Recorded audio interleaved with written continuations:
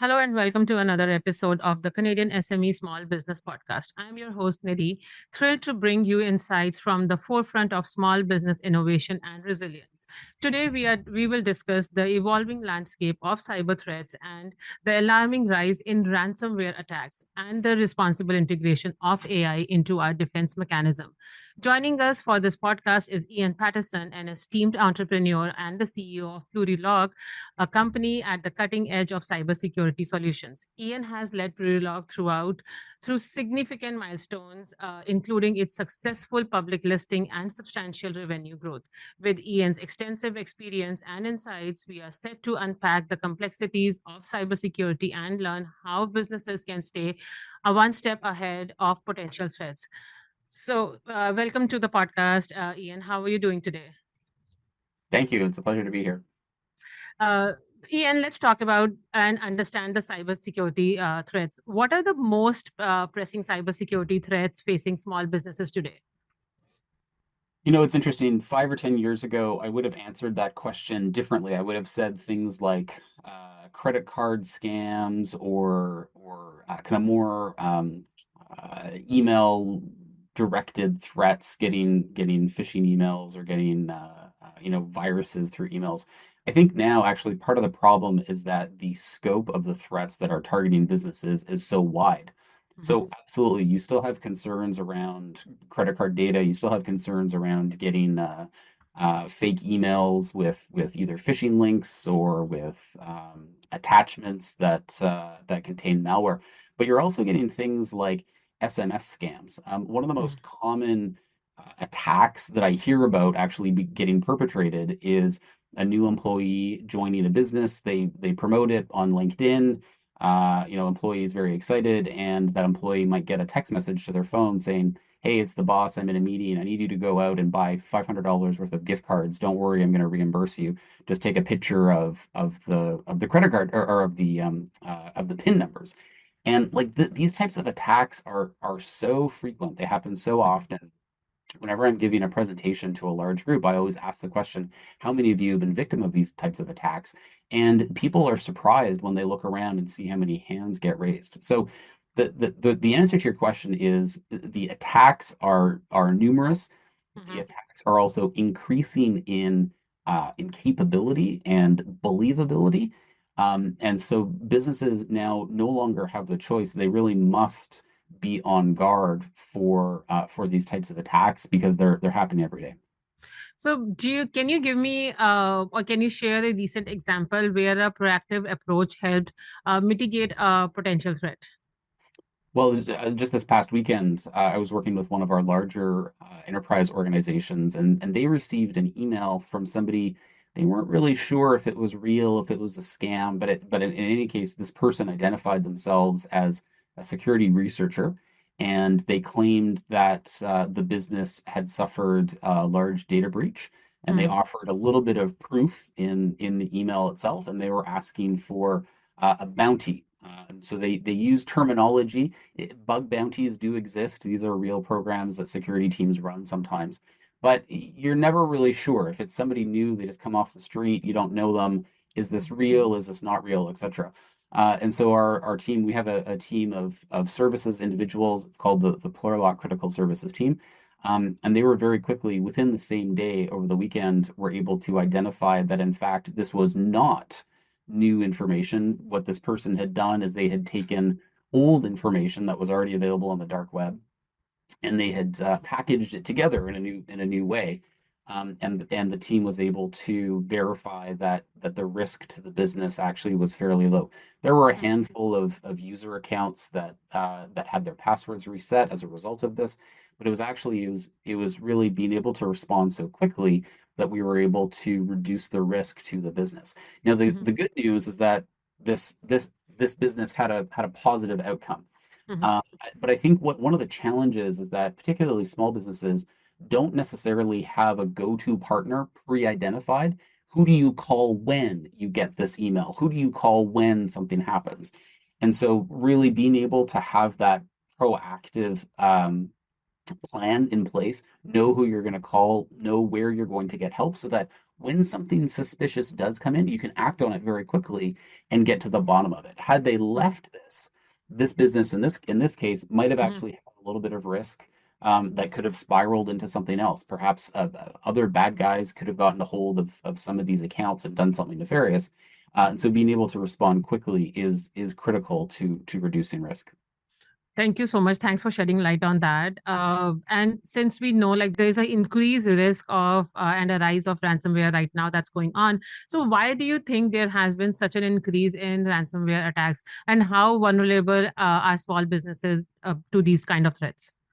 Well, the reason that ransomware is on the rise is because the bad guys are making money.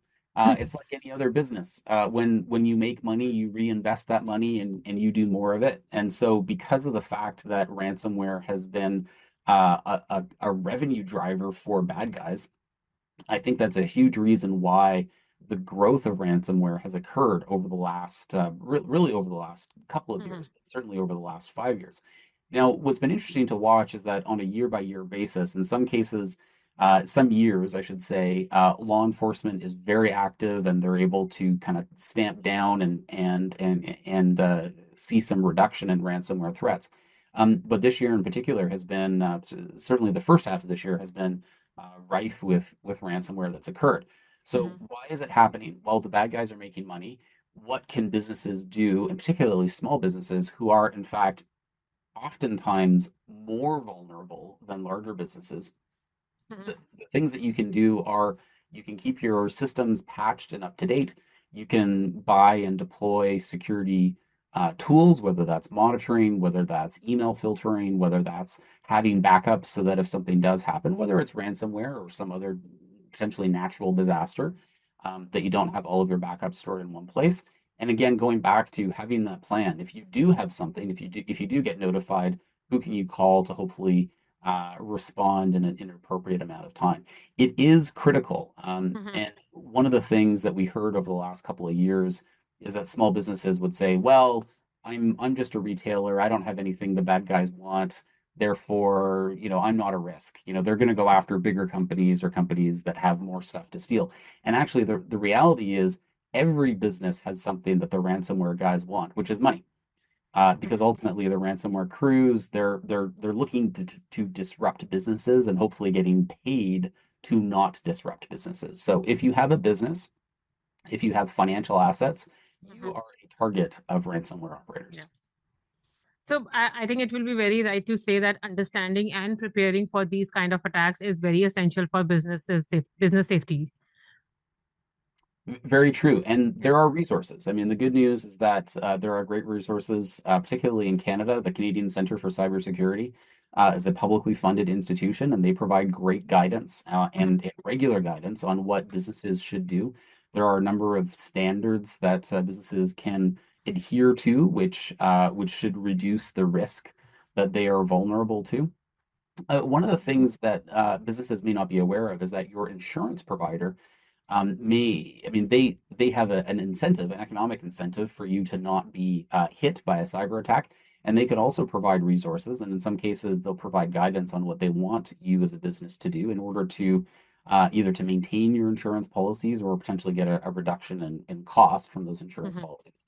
So there are resources. Yeah. Businesses are not alone, but at the same token, it is nobody's responsibility except for you, the business to take your security into your own hands. There's nobody else who's going to be as motivated, nor who has the authority to secure your businesses, and so you have to spend the time and unfortunately the dollars to do so. Mhm. Ian, now shifting our focus to a topic at the heart of modern technology, AI, artificial intelligence. Often seen as a double edged sword, AI presents both opportunities and challenges in cybersecurity. Ian, how can small businesses leverage AI safely to enhance their cybersecurity measures? So AI is an equal opportunity tool. One of the things actually that's interesting, we do a lot of work with larger government agencies as well as larger commercial enterprises. And one of the things that you might not be aware of is that within the larger organizations, there's a lot of resistance Mhm, to leveraging AI. Compliance departments, legal departments are very concerned about the use of AI. So as a small business, you actually have an advantage over the larger ones simply because in a lot of cases you are the business owner or you know the business owner, and therefore you can adopt these new technologies earlier than some of the larger enterprises are doing. So the first one is you have an opportunity right now to be an early mover or first mover when it comes to using AI in your business.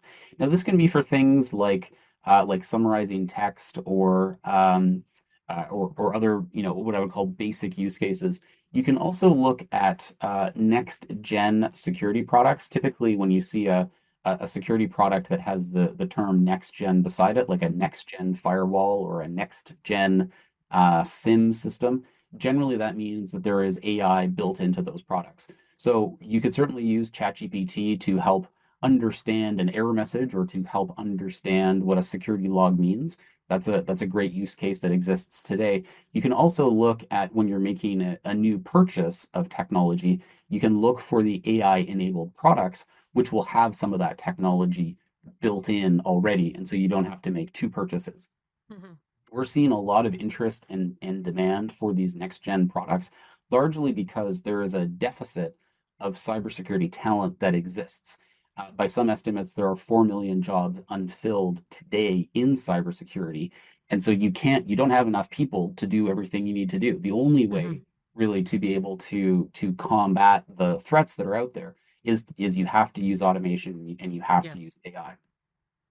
So I think it's very clear that AI can be a powerful ally if used wisely and responsibly. I think that's definitely true. And keep in mind, the bad guys are absolutely making use of AI. Yeah. One of the things that we have seen over the last couple of years is that phishing emails have gotten really, really good because Mhm. people in Nigeria, in Russia, in places that where English is not a first language, can Mhm. make use of ChatGPT and similar technologies, and they can write really good spam Yes. emails, phishing emails, etc.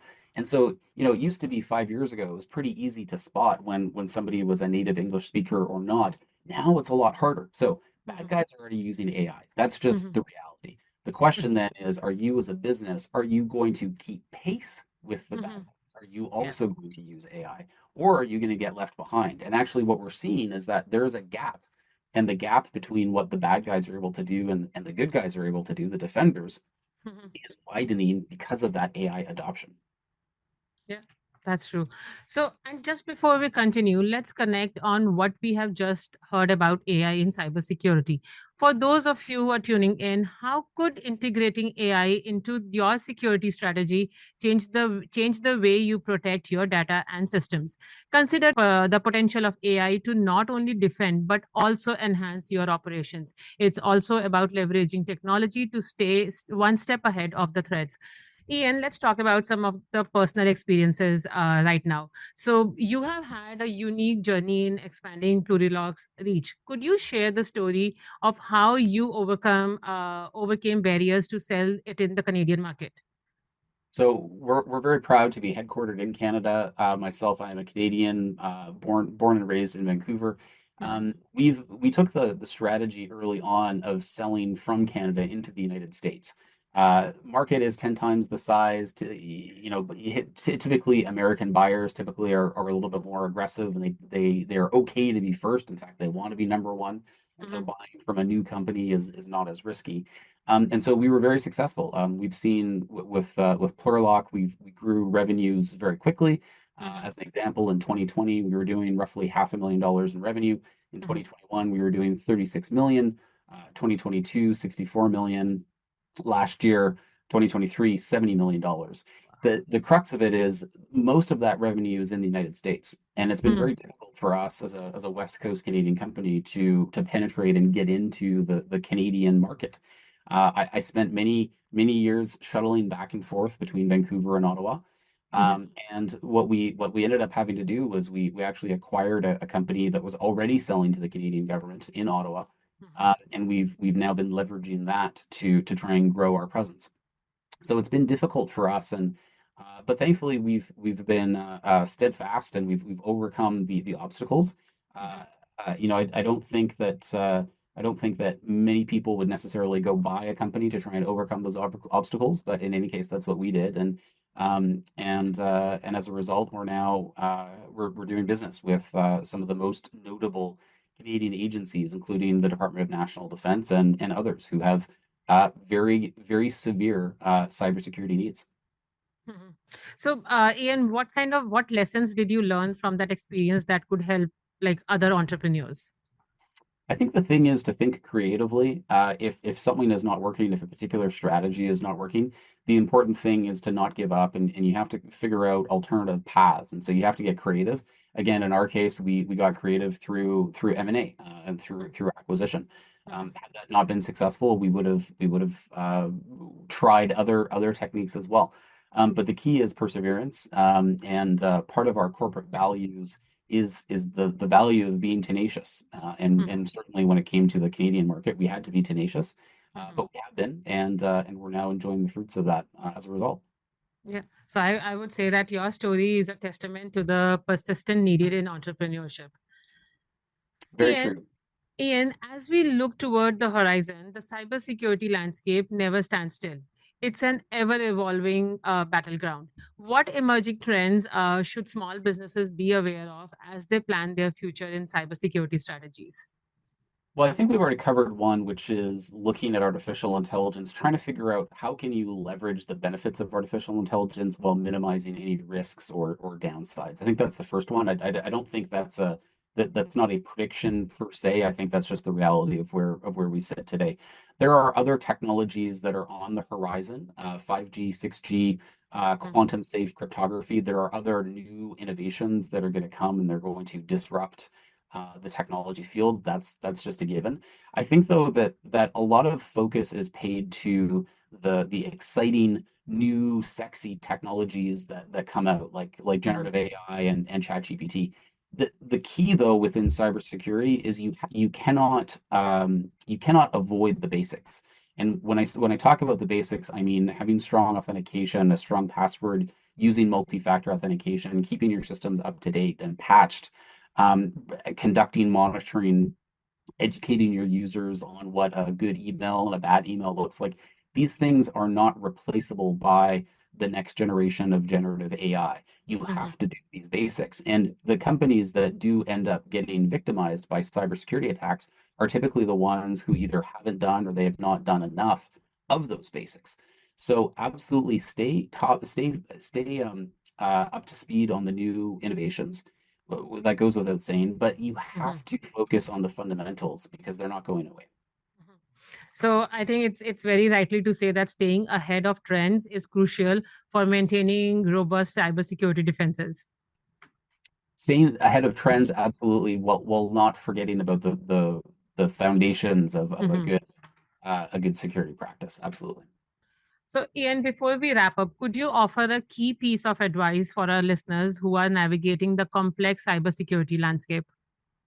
I would offer three pieces of advice. The first piece of advice is figure out who your partners are. They could be vendors, they could be friends, they could be perhaps within your own small business that there's a talented technologist who's up on cybersecurity. But find those experts, leverage those experts as you advance and mature along the cybersecurity strategy. That's number one. Number two, a lot of the cyber attacks can be mitigated by doing the basics. And so this means using a password manager, using strong passwords everywhere. Don't use the same password and turn on multi-factor authentication wherever is possible. If you're able Mhm, to do those things, you cut out a huge chunk of these cyber attacks that are taking place today. And then the third is again those basics, but the basics I'm referring to are keeping your systems patched and up to date, making sure you have sufficient backups, and really mhm, being thoughtful about where is your data? Where is your data kept? Where is it stored? How is it stored? Is it backed up? Do you have backups and duplicates of that data, etc.? If you can do those three things, you're going to be well on your way and ahead of the pack when it comes to your security journey. Thank you so much, Ian. Thank you so much for joining us today and sharing your deep insights into the world of cybersecurity. We have tackled important topics from the escalating threat landscape to the innovative ways of AI can fortify our defenses. It is clear that staying informed and proactive is a key to safeguarding our digital domains. Special thanks to our exclusive partners: RBC, our exclusive banking partner; UPS, our exclusive shipping partner; Constant Contact, our exclusive email partner; and ISG, our exclusive hospitality partner. Their support enriches our efforts to bring valuable content to you, our listeners. For more insights and resources, don't forget to subscribe to Canadian SME Small Business Magazine at canadiansme.ca. Stay vigilant, stay secure, and we will see you in the next time on the Canadian SME Small Business Podcast.